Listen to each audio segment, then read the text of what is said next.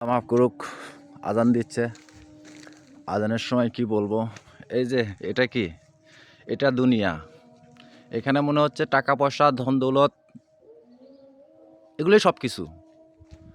আবার আরেকটা জিনিস দেখে আপনাদের, এই যে দেখেন এটা কি, কবরস্থান।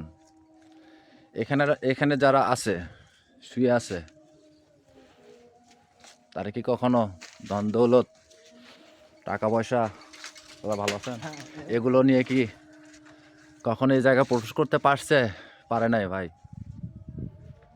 কারণ এই জায়গায় ওগুলোর কোনো অ্যালাউ নাই। হ্যাঁ, অ্যালাউ একটা আছে, একটা জিনিস নিয়ে আপনি আসতে পারবেন, সেটা হচ্ছে আপনার যদি ভালো কোনো কাজ থাকে পৃথিবীর বুকে, সেটাই কাজে আসবে এই জায়গায়। ধন দৌলত অর্থ সম্পদ এগুলো কোনো কিছুই কাজে আসবে না। আইরে দুনিয়া, এই জায়গাটায় আসলে মনে হয় দুনিয়ায় বলতে কিছুই নেই, সব 2 সেকেন্ডের দুনিয়া। কোনো ভুল ত্রুটি থাকলে সবাই একটু মাফ করবেন। ভালো থাকবেন আর সবাইকে ভালো রাখার চেষ্টা করবেন। আল্লাহ হাফেজ।